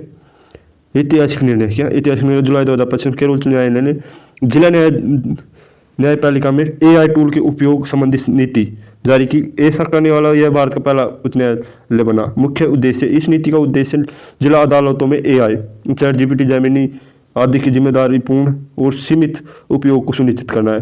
महत्वपूर्ण दिशा निर्देश। सहायता भूमिका, AI का उपयोग केवल शोध या केस सारांश और प्रशासनिक कार्यों के लिए सहायक के रूप में किया जाएगा। निर्णय लेने पर रोक। नीति स्पष्ट रूप से कहती है कि AI का उपयोग निर्णय लेने या कानूनी तर्क के लिए नहीं किया जाएगा। अंतिम फैसला केवल न्यायाधीश का होगा। क्या? अंतिम फैसला केवल न्यायाधीश का होगा। गोपनीयता, सार्वजनिक AI प्लेटफॉर्म पर कोई भी गोपनीय मामला और व्यक्तिगत डेटा डालना सख्त वर्जित है। तकनीकी नेतृत्व, केरल उच्च न्यायालय पहले से ही पेपरलेस कोर्ट है और निर्णयों के मलयालम अनुवाद के लिए AI का उपयोग अग्रणी रहा है। दिल्ली उच्च न्यायालय, इसने अदालत कार्यवाही की लाइव स्ट्रीमिंग और डिजिटलीकरण में महत्वपूर्ण कार्य किया, लेकिन जिला न्यायपालिका के लिए इस तहत व्यापक AI नीति सबसे पहले केरल ने पेश की। बॉम्बे और मद्रास उच्च न्यायालय ने न्यायालय की ई-कोर्ट परियोजना पर काम कर रही है, लेकिन वर्तमान प्रश्न के संदर्भ में केरल उच्च न्यायालय आदेश का अग्रणी माना गया। केरल ने अक्टूबर 2025 में गवाहों को बयान दर्ज करने के लिए एडोक्ट AI switch to text tool के उपयोग को भी अनिवार्य कर दिया। न्यायिक कार्यों में AI मति भ्रम, गलत तथ्य बनाने से बचने के लिए मानवीय सत्यापन को अनिवार्य बनाएगा। भारत में वर्तमान में कुल 25 उच्च न्यायालय है। भारतीय संविधान के अनुच्छेद 214 के अनुसार प्रत्येक राज्य के लिए एक उच्च न्यायालय होगा, लेकिन संसद दो या दो से अधिक राज्यों के लिए एक ही साझा उच्च न्यायालय स्थापित कर सकती है। यहाँ भारत के प्रमुख उच्च न्यायालय की सूची स्थापना। प्रमुख उच्च न्यायालय, पहला है कलकत्ता उच्च न्यायालय। कौन सा? कलकत्ता उच्च न्यायालय, जिसकी मुख्य पीठ है कोलकाता में। इसमें कौन कौन से है? पश्चिम बंगाल, अंडमान निकोबार। बम्बई उच्च न्यायालय, 1862 में मुंबई में। महाराष्ट्र, गोवा, दादर नगर हवेली, दमन दीव। मद्रास उच्च न्यायालय 1862 में चेन्नई, तमिलनाडु और चेन्नई में स्थित है मुख्य पीठ। तमिलनाडु और पुडुचेरी इसके मुख्य। इलाहाबाद उच्च न्यायालय 1866। प्रयागराज उत्तर प्रदेश। कर्नाटक उच्च न्यायालय 1884 बेंगलुरु कर्नाटक। पटना उच्च न्यायालय 1916 पटना बिहार। जम्मू और कश्मीर लद्दाख 1928 श्रीनगर जम्मू कश्मीर लद्दाख। गुवाहाटी उच्च न्यायालय 1948 गुवाहाटी। असम, नागालैंड, मिजोरम, अरुणाचल प्रदेश। राजस्थान उच्च न्यायालय 1949 जोधपुर राजस्थान। कौन से? जोधपुर राजस्थान। दिल्ली उच्च न्यायालय 1966 नई दिल्ली। अमरावती आंध्र प्रदेश 2019 अमरावती आंध्र प्रदेश। तेलंगाना उच्च न्यायालय 2019 हैदराबाद तेलंगाना। उच्च न्यायालयों के बारे में विशेष महत्वपूर्ण बातें। सबसे पुराना उच्च न्यायालय कलकत्ता उच्च न्यायालय भारत का सबसे पुराना उच्च न्यायालय 1 जुलाई 1862 में स्थापित। सबसे नया उच्च न्यायालय आंध्र प्रदेश उच्च न्यायालय अमरावती में स्थित भारत का 25वां और सबसे नया उच्च न्यायालय जो 1 जनवरी 2019 को अस्तित्व में आया। सर्वाधिक न्यायाधीशों द्वारा न्यायालय। इलाहाबाद उच्च न्यायालय में न्यायाधीशों की स्वीकृति सबसे अधिक है 160। सादा उच्च न्यायालय। कौन सा? सादा उच्च न्यायालय गुवाहाटी उच्च न्यायालय के पास सबसे अधिक राज्य 4 राज्यों का अधिकार क्षेत्र है। बम्बई उच्च न्यायालय महाराष्ट्र, गोवा के 7 केंद्र शासित प्रदेशों का भी कार्यभार संभालता है। पंजाब और हरियाणा उच्च न्यायालय चंडीगढ़ में स्थित है और दोनों राज्यों के लिए साझा है। केंद्र शासित प्रदेश दिल्ली और जम्मू कश्मीर केंद्र शासित प्रदेश। अनुच्छेद 2014। कौन सा अनुच्छेद? 2014। प्रत्येक राज्य के लिए एक उच्च न्यायालय होगा। अनुच्छेद 216। अनुच्छेद 216 उच्च न्यायालय का गठन, मुख्य न्यायाधीश और अन्य न्यायाधीश। अनुच्छेद 226 उच्च न्यायालय को रिट जारी करने की शक्ति देता है मौलिक अधिकार पर। अनुच्छेद 231 2 या 2 से अधिक राज्यों के लिए एक साझा उच्च न्यायालय की स्थापना करने की संसद शक्ति। अगला क्वेश्चन है क्वेश्चन नंबर 16। द्रव चालित लिफ्ट और द्रव चालित ब्रेक की कार्यप्रणाली निम्नलिखित में से किस पर आधारित है? तो इसका सही आंसर है पास्कल के नियम पर। क्या? पास्कल के नियम पर। पास्कल का नियम देखते हैं हम क्या है। विस्तृत समाधान। पास्कल का नियम क्या है? क्या पास्कल का नियम क्या है? फ्रांसीसी वैज्ञानिक ब्लेज पास्कल के अनुसार किसी बंद तरल को किसी भी एक बिंदु पर लगाया गया दाब बिना कम हुए सभी दिशाओं में समान रूप से प्रसारित होता है। कार्यप्रणाली। द्रव चालित मशीनों में एक छोटी पिस्टन पर कम बल लगाया जाता है जिससे उत्पन्न दाब तरल के माध्यम से बड़े पिस्टन तक पहुंचता है। चूंकि दाब समान रहता है और बड़े पिस्टन का क्षेत्रफल अधिक होता है इसलिए वह बहुत अधिक बल F = P उत्पन्न होता है। यही कारण है कि एक हल्के पैर के दबाव से भारी कार को रोका जा सकता है। Hydraulic brake. अन्य विकल्पों का विश्लेषण। ग्रे-लुसाय का नियम। यह गैसों के दाब और तापमान के संबंध से जुड़ा है। इसका द्रव के दबाव से भी संबंध नहीं है। फैराडे का नियम। यह विद्युत चुंबकीय प्रेरण के से संबंधित है जिसका उपयोग जनरेटर और ट्रांसफार्मर से होता है। कूलॉम का नियम। यह 2 स्थिति विद्युत आवेशों के बीच लगने वाले आकर्षण का प्रतिकर्षण बल की गणना करता है। महत्वपूर्ण उदाहरण HYDR हाइड्रोलिक प्रेस भारी वस्तुओं को दबाने के लिए, हाइड्रोलिक जैक भारी वस्तुओं को उठाने के लिए, हाइड्रोलिक ब्रेक्स आधुनिक कारों और ट्रकों में। भौतिक विज्ञान में बल और गति के से संबंधित नियम विज्ञान की नींव है। इस नियम को मुख्य रूप से आइजैक न्यूटन ने दिया था लेकिन उसके बाद भी कई वैज्ञानिक ने महत्वपूर्ण किया। यह बल के संबंधित न्यूटन की गति का नियम। क्या? सर आइजैक न्यूटन ने 1687 में पुस्तक प्रिंसिपियन में 3 नियम दिए। प्रथम नियम है जड़त्व का नियम। कौन सा? जड़त्व का नियम। विशेषता। यदि कोई वस्तु विराम अवस्था में है या एक सीधी रेखा में गतिमान है तो वह वैसे ही रहेगी जब तक उस पर कोई भारी बल न लगाया जाए। महत्व यह बल की परिभाषा देता है। द्वितीय नियम। क्या? द्वितीय संवेग का नियम। विशेषता। किसी वस्तु के संवेग में परिवर्तन की दर पर लगाए गए बल के समानुपाती होते हैं। F = ma। महत्व यह बल का परिणाम देता है। तृतीय नियम। क्रिया प्रतिक्रिया का नियम। विशेषता। प्रत्येक क्रिया के बराबर और विपरीत दिशा की प्रतिक्रिया होती है। महत्व यह बताता है कि बल हमेशा जोड़े में काम करते। सार्वत्रिक गुरुत्वाकर्षण का नियम किसने दिया? वह सर आइजैक न्यूटन ने। विशेषता। ब्रह्मांड में किसी भी 2 पिंडों के बीच लगने वाला आकर्षक बल परमाणु गुणनफल समानुपाती के बीच व्युत्क्रम समानुपाती होता है। सूत्र पास्कल का नियम, पास्कल के नियम द्रवों के लिए बल किसने दिया? ब्लैक पास्कल ने। विशेषता किसी बंद तरल पर लगाया गया दाब बिना कम हुए सभी दिशाओं में समान रूप से संचरित होता है। अनुप्रयोग हाइड्रोलिक लिफ्ट और हाइड्रोलिक ब्रेक इसी पर आधारित है। कूलॉम का नियम विद्युत बल किसने दिया? Charles Augustin de Coulomb. विशेषता दो स्थिर विद्युत आवेगों के बीच लगने वाला आकर्षण और प्रतिकर्षण बल उसके आवेगों और गुणनफल के समानुपाती होता है। मैं तो यह बताता है कि समान आवेग एक दूसरे को धक्के और विपरीत आवेश आकर्षित करते हैं। हुक का नियम प्रत्याकर्षण बल किसने दिया? हुक ने। विशेषता किसी स्प्रिंग या लोचदार वस्तु पर लगाया गया बल उसके विपरीत के सीधे समानुपाती होता है जब तक कि वह अपनी सीमा न लांघ जाए। सूत्र F बराबर के माइनस के एक्स। ये हमने पढ़ लिए। चलते हैं हम अगले क्वेश्चन पर। अगला क्वेश्चन है निम्नलिखित में से कौन सी तिब्बती वर्मी भाषा जिसे भारतीय संविधान के 8वें अनुसूची में शामिल किया गया है? वह है बोडो। कौन सी? बोडो। हम इसके बारे में देख लेते हैं। बोडो भाषा क्या है? भारतीय परिवार बोडो भाषा मुख्य रूप से असम और उत्तरी पूर्वी भारत के कुछ हिस्सों में बोली जाती है। यह तिब्बती वर्मी भाषा के परिवार से संबंधित है। वो संवैधानिक दर्जा बोडो भाषा को 92वें संविधान संशोधन 2003 के माध्यम से भारतीय संविधान के 8वें अनुसूची में शामिल किया गया। लिपि बोडो भाषा वर्तमान में देवनागरी लिपि में लिखी जाती है। इसकी साथी भाषाएं थी जो 1992 संविधान संशोधन 2003 के द्वारा बोडो के साथ 3 अन्य भाषाएं जोड़ी गई, डोंगरी, मैथिली और संथाली थी। अक्सर BDMS से याद रखा जाता है इसको। मैथिली यह एक इंडो आर्यन भाषा परिवार की भाषा है जो मुख्य रूप से बिहार और नेपाल में बोली जाती है। इसे भी 2003 में जोड़ा गया।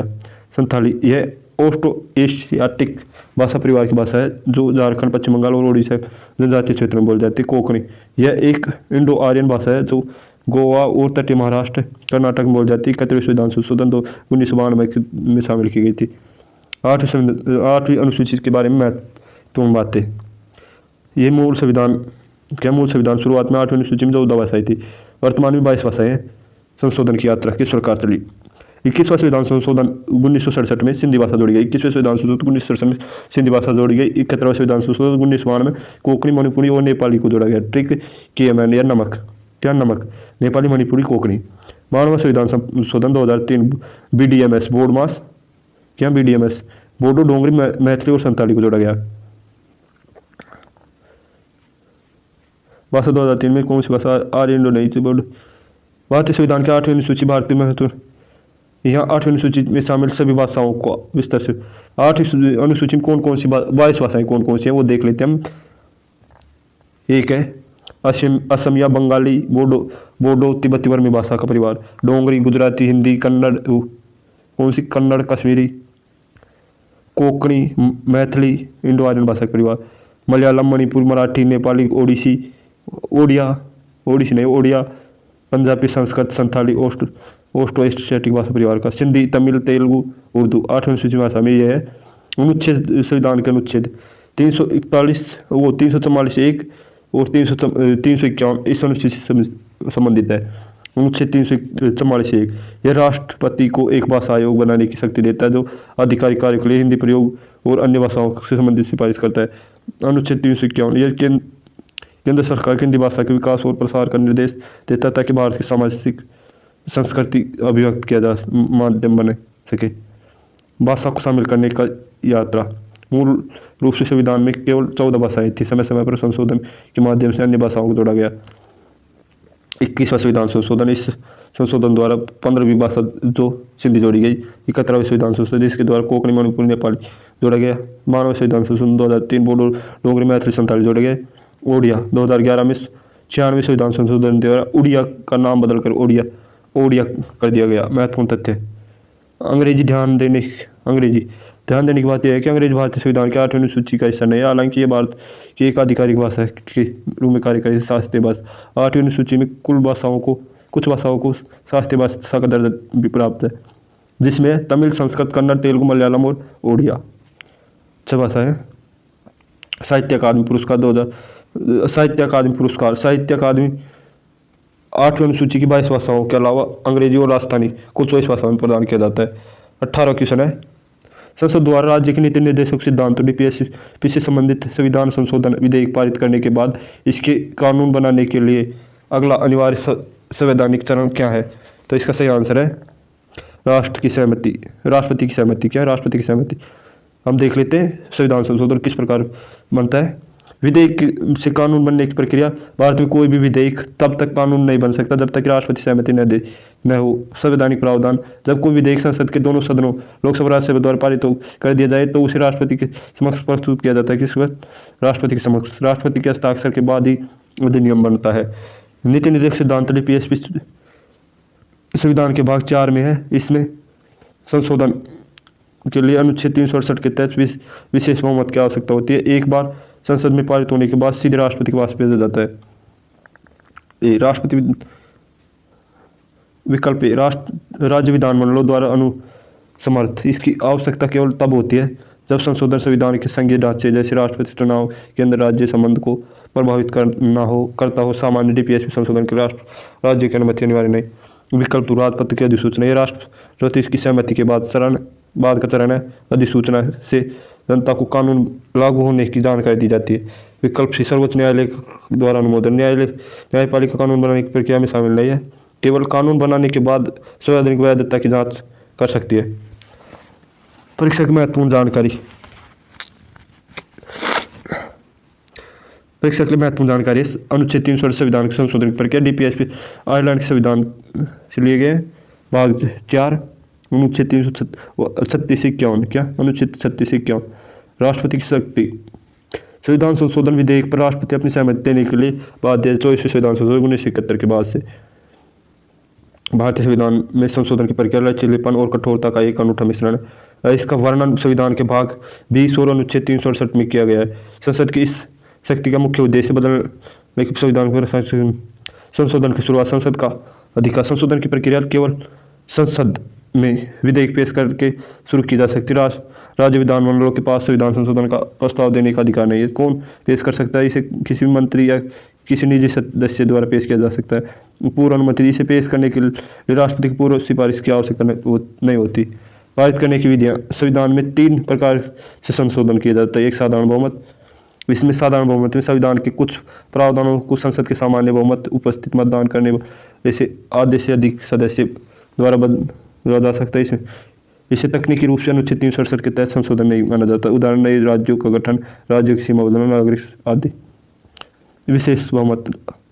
अधिकांश संशोधनों के लिए 368 के तहत विशेष बहुमत की आवश्यकता होती है। शर्त प्रत्येक सदन की कुल सदस्यता का बहुमत परिस्थिति और मतदान करने वाले सदस्यों को 2/3 बहुमत। उदाहरण, मौलिक अधिकार, नीति निर्देशक सिद्धांत से विशेष बहुमत, आदि राज्यों का समर्थन। यदि संशोधन संविधान के संघीय ढांचे को प्रभावित करता है तो प्रक्रिया कठिन हो जाती है। संसद का विधेयक बहुमत भारत के कुछ राज्यों में कम से कम आधे राज्यों के विधानमंडलों को साधारण बहुमत से समर्थन करता है। उदाहरण, राष्ट्रपति का चुनाव केवल राज्य विधायक शक्ति, जीएसटी परिषद 7वीं अनुसूची गतिरोध का समाधान। साधारण विधेयकों की विपरीत संविधान संशोधन विधेयक पर दोनों सदनों के बीच असहमति होने पर संयुक्त बैठक का कोई प्रावधान नहीं है। विधेयक को दोनों सदनों द्वारा अलग अलग पारित किया जाना अनिवार्य। राष्ट्रपति की सहमति। दोनों सदनों से पारित होने के बाद और जहां आवश्यक हो राज्यों के समर्थन के बाद विधेयक राष्ट्रपति के पास भेजा जाता है। बाध्यकारी सहमति। क्या? बाध्यकारी सहमति। 24वें संविधान संशोधन अधिनियम 1971 के बाद राष्ट्रपति संविधान संशोधन विधेयक पर सहमति देने के लिए बाध्य है। वे इसे न तो अपने पास रोक सकते और न ही पुनर्विचार के लिए वापस भेज सकते। कानून बनना। राष्ट्रपति के हस्ताक्षर के बाद विधेयक एक अधिनियम बन जाता है और संविधान में तदनुसार बदलाव कर दिया जाता है। मूल ढांचा। केशवानंद भारती 1973 के सुप्रीम कोर्ट ने कहा कि संसद संविधान के किसी भी हिस्से में संशोधन कर सकती है, लेकिन मूल ढांचे जैसे लोकतंत्र, धर्मनिरपेक्षता, न्यायपालिका की स्थापना को नष्ट नहीं कर सकती। प्रथम संशोधन 1991 अनुसूची जोड़ी गई थी। 1991 में केंद्र बजट 2025-26 के तहत बीमा क्षेत्र में एफडीआई की सीमा को खालिस्तान किया गया। 74 से बढ़ाकर 100% कर दिया गया। कितना? 74 से बढ़ाकर 100। भारतीय सरकार ने बीमा क्षेत्र में विदेशी निवेश को उधार बनाने और पूंजी प्रवाह को बढ़ाने के लिए एक महत्वपूर्ण कदम उठाया। बजटीय घोषणा। केंद्रीय बजट 2025-26 के प्रावधान प्रस्ताव को अनुसार बीमा कंपनी में प्रत्यक्ष विदेशी निवेश एफडीआई की स्वचालित सीमा को 74% से बढ़ाकर 100% कर दिया गया। उद्देश्य। इसका मुख्य उद्देश्य बीमा क्षेत्र में व्यक्ति पूंजी आधारित तकनीक और सर्वोत्तम वैश्विक प्रथाओं को आकर्षित करना। इसमें बीमा पैठ बढ़ाने और देश में रोजगार के नए अवसर पैदा करने में मदद मिलेगी। पृष्ठभूमि इसमें 2021 में बजट के इस सीमा को 49 से बढ़ाकर 74 किया गया था। अब पूर्ण स्वामित्व यानी 100% अनुमति देने में विदेशी निवेशकों के लिए भारतीय बीमा बाजार अधिक आकर्षण हो गया। महत्वपूर्ण बिंदु, स्वचालित मार्ग, अधिकांश मार्गों में अब निवेश के लिए सरकारी अनुमोदनों की आवश्यकता नहीं होगी। सुरक्षा उपाय, हालांकि 100% निवेश की अनुमति है, फिर भी कंपनियों को प्रबंधन के नियंत्रण और सुरक्षा मानकों में से संबंधित विशिष्ट सरकारी निर्देश। अगला क्वेश्चन है, भारतीय संविधान के निम्नलिखित में से कौन सा अनुच्छेद राज्य को पुरुषों और महिलाओं दोनों के लिए समान कार्य के लिए समान वेतन सुनिश्चित करता है? यह है अनुच्छेद 39 सही। भारतीय संविधान में समान कार्य के लिए समान वेतन का सिद्धांत राज्य के नीति निर्देशक DPS के अंतर्गत आता है। अनुच्छेद 39 यह अनुच्छेद विशेष रूप से प्रावधान करता है कि राज्य अपनी नीति का इस प्रकार संचालन करेगा कि पुरुषों और महिलाओं दोनों को समान कार्य के समान वेतन प्राप्त हो। प्रकृति, यद्यपि यह एक मौलिक अधिकार नहीं है, लेकिन यह एक संवैधानिक लक्ष्य है। सर्वोच्च न्यायालय ने कई मामलों जैसे रणवीर सिंह बनाम भारत संघ में यह स्पष्ट किया है कि अनुच्छेद 14, 16 और 39 को मिलाकर पढ़ने पर समान कार्य के लिए समान वेतन एवं संवैधानिक उद्देश्य बन जाता है, जैसे कानून द्वारा लागू किया जा सकता है। अन्य विकल्पों का विश्लेषण, अनुच्छेद 14 यह विधि के समक्ष समानता और कानून के समान संरक्षण की बात करता है। अनुच्छेद 15 यह धर्म, मूल वंश, जाति, लिंग, जन्म स्थान के आधार पर भेदभाव के निषेध से संबंधित है। अनुच्छेद 42 यह काम की न्याय संगत और मानवीय परिस्थिति तथा मातृत्व राहत को प्रावधान से संबंधित है। इसका अनुच्छेद 39 का मुख्य उद्देश्य आर्थिक न्याय सुनिश्चित करना और कार्यस्थल पर लैंगिक भेदभाव को समाप्त करना। इसके कार्यान्वयन के लिए सरकार ने समान पारिश्रमिक अधिनियम 1976 भी पारित किया गया है। तो आज हमने 20 क्वेश्चन पढ़े हैं। कितने? 20 क्वेश्चन, जिसमें हमने उनका पूर्ण विश्लेषण और जो भी उनसे बनने वाले क्वेश्चन है उनको देखा है। तो अगर वीडियो आपको अच्छा लगा हो तो लाइक, शेयर और सब्सक्राइब जरूर करें और कमेंट करके बताएं कि आपको यह वीडियो कैसा लग रहा है।